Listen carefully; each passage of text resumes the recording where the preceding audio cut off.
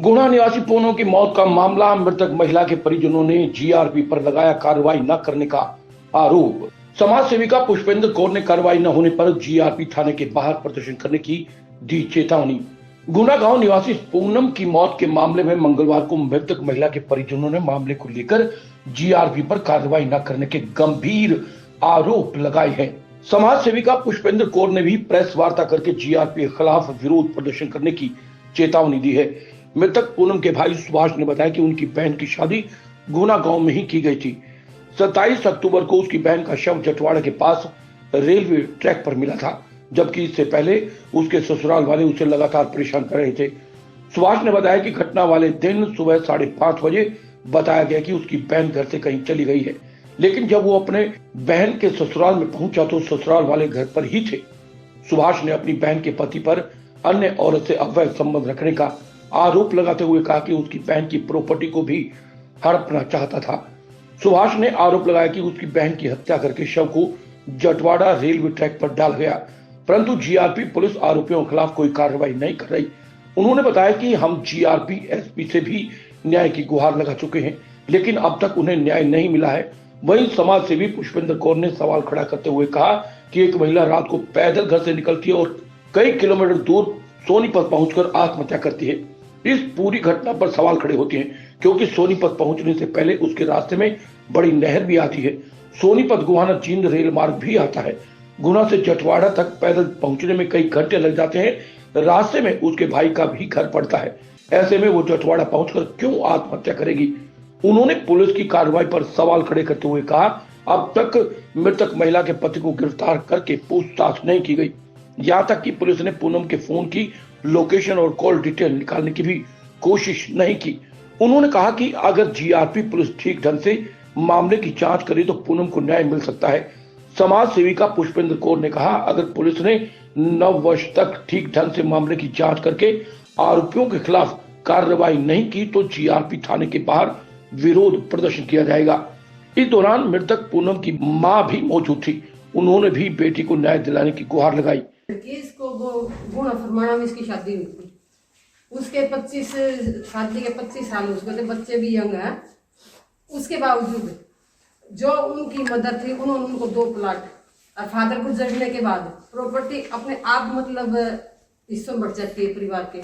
उस होने के बावजूद जब इनकी मतलब आपस में बात नहीं बनी तो लड़की ने अपनी भाभी को बताया कि भाई मेरी जान को खतरा है, ये कह रहे हैं जो जमीन है आपकी वो मतलब हमारे नाम करवा दो। जब लड़की को धमकाया गया, ठीक है, उसके पति के 2 औरतों से अवैध संबंध है। पहले भी उसके जो छोटा भाई था उसकी मिसिस के साथ उसके फिजिकल रिलेशन गंदे थे, जिससे उसके भाई ने खुद आत्महत्या करी थी। जब लड़की को ये पता लग गया भी आज तेरे को मारेंगे, घर पे इतला देने के बावजूद ये लोग 2:30 बजे तक जगते हैं, रात के 2:30 बजे तक जगते हैं और फिर वापस कहते हैं कि ये 3 बजे घर से निकल ली। ये कहाँ का मैटर है? जब 2:30 बजे जगते 3 बजे लड़की घर से निकल ली। 4 बजे वो कहते हैं भाई हम उठे हैं। 4 बजे उठने के बावजूद उन्होंने मतलब लड़की को कहीं नहीं ढूंढा, कहीं पे भी। 5:30 बजे उसके मायके में इतला दे हैं कि भाई पूनम नहीं है, क्योंकि पूनम तो रात को ही मतलब उसको डेड कर दिया, उसका कत्ल कर चुके थे वे। जब हर जगह ढूंढ लिया और लड़की नहीं मिली, तब इसके भाई के पास आते हैं 5:30 बजे। अब चलो पूनम को ढूंढते हैं, लेकिन पूनम ढूंढने के बावजूद भी कहीं पे भी लड़की नहीं मिली।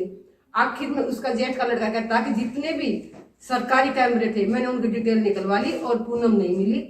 और मेरे को ऐसा लग रहा है कि वो रेलवे ट्रैक पे जटवाड़ा में है। भाई उसके जेठ के लड़के को कैसे पता चला कि वो जटवाड़ा में ही है? क्योंकि उनके फिंगर्स निशान रेलवे के जो एसएचओ थे रामफल, उन्होंने मिटा दिए। रेलवे का एसएचओ रामफल ने उनके फिंगर निशान कोऑपरेट नहीं किया। जो रेलवे का एसपी था, उल्टा उसकी मदर बुड्ढी है, उसको धमका के भगा दिया। सब अपनी बातों में अलग अलग परिवार को धमकाने की कोशिश कर रहे हैं, ना कि मामले को सुलझाने की कोशिश किया जा रहा है।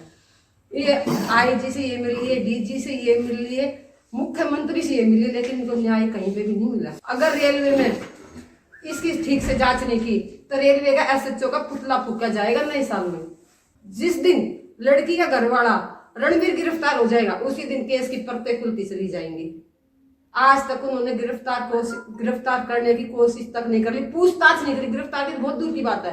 मेरा नाम सुभाष सिंह जी, मैं आर्मी मेडिकल कोर से 2019 में रिटायर हुआ एक्स हवलदार के पद से अगस्त में। मेरी सिस्टर आई थी मेरे पास उस टाइम पे, मैंने उसको वो गिफ्ट दिया था, ये जो कारवा होता है उसके उस पर। उसके बाद वो थोड़ी बीमार चली, उसका ऑपरेशन भी हुआ था नाक का, नाक से पानी बहता था। ये 5 मार्च 2020 के करीब हुआ था। 15 मार्च 2020 को मेरी लड़की की शादी थी, उसमें भी उसने नहीं आने दिया उसको, कोई ना कोई बहाना बना के और नहीं आने दिया, बोले बीमार है नहीं चल सकती ये करके। उसके 3 महीने बाद कोरोना ख़त्म होने के बाद एक दिन मेरी सिस्टर ने मेरे को फ़ोन किया कि भाई मैं आपसे मिलना चाहती हूँ, आप आ जाओ। मैं गया उसको लेके। आने के बाद उसने ऐसी ऐसी बातें बताई 15 साल पहले की थी, ऐसे ऐसे मेरे साथ 3 साल से मैं घुटन में मर रही। मेरे से रुका नहीं गया। मैं अपनी फैमिली को लेके, छोटे भाई और उसकी फैमिली को लेके, और उसके जेठ जो कृष्ण है उसकी फैमिली को बुला के गांव में, भटगांव में गए, वहाँ बताई सारी बातें, उसके अफेयर जो भी थे, जो जो हुआ था उसने इतनी बातें बताई, दिल करता था कि उसको छोड़ूं नहीं। फिर भी वो हाथ पैर जोड़ती, नहीं भाई ठीक है अभी मैं संभाल लूँगी ये करके। हम गए, उसको समझाया बुझाया, उसके जेठ ने भी, मतलब उसके बड़े भाई ने समझाया, सारी बातें उनके सामने होगी। वे बोल रहे कि ये बातें तुमने अपने घर पे क्यों बताई। वो फिर वो बोलती मैं घर पे नहीं बताऊंगी तो और कहाँ बताऊंगी, अभी तो मेरा भाई आ गया मैं बताऊंगी इसको।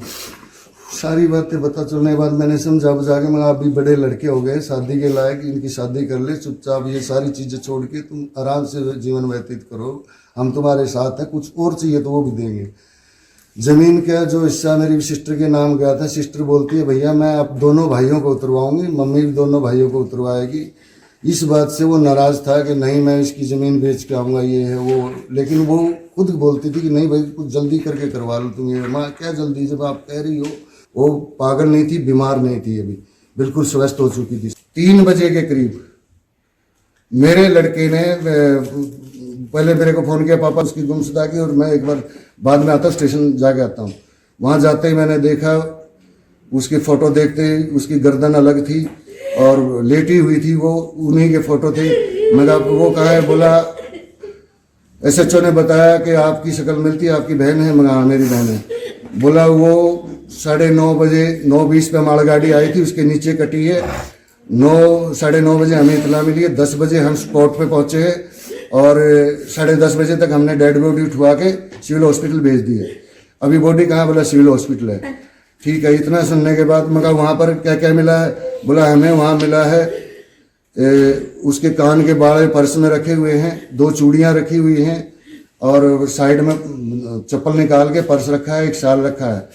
और ये फोटो आप देख ही रहे हो, ये चीज़ें साथ में हमें मिली, उसने मेरे को दिखाई, मैंने वो भी फोटो खींचा जो आपके सामने दे रखा है। वे दोनों मोबाइल कहाँ है भाई, जो वो सुबह से लेके निकली थी स्पॉट पे। दूसरी बात, जब मैं घर पे खेतों में ढूंढ रहा था उस टाइम पर उसके भाई रणबीर ने फ़ोन किया अपने भाई को कि गाड़ी की चाबी मिल गई है उसके पीछे, फ्रिज के पीछे। फिर आधे घंटे बाद फिर फोन आया, बाइक की चाबी भी मिल गई है, बाथरूम में जब मैं मुंह धो रहा था तब मिली है। तो ये सारे एविडेंस गलत है, जो भी वो दिखा रहे थे, मेरे को बरगला रहे थे, मुझे बाद में पता चला सब कुछ। की रिपोर्ट आपके सामने है, उसमें तो वो बॉडी के कटे हुए मतलब यही एक निशान है और तो कोई है नहीं, गर्दन और जीव बैठे। करता हूँ कि घर से जहाँ पर एविडेंस सबसे पहले हुआ है कि घर से मार के गिरी गई है, उसको जो जीव बाहर निकली गई है वहाँ से एविडेंस उठाओ और जिसने हत्या की है उसको एक बार गिरफ्तार करो, ऑटोमेटिक सबके नाम आ जाएंगे। क्योंकि वो अकेला ला नहीं सकता, उसके साथ 3-4 और इन्वॉल्व है जो उसको बचाने के, खुद को बचाने के चक्कर में ये कर रहे हैं। ना पुलिस एक्शन कर रही है, ना मैंने GRP DGP सबको दे दिया आपके सामने लेटर, और ये मेरी कार्रवाई। रोहित शर्मा की रिपोर्ट। खबर चाहे राजनीति की हो, सामाजिक हो या हो घटना दुर्घटना की बात, चाहे भ्रष्टाचार की हो, जनता से जुड़े मुद्दों की हो या हो कानून व्यवस्था की बात, अब बातें होंगी आपके शहर की, आपके प्रदेश की हर खबर सिर्फ HR टाइम्स न्यूज पर।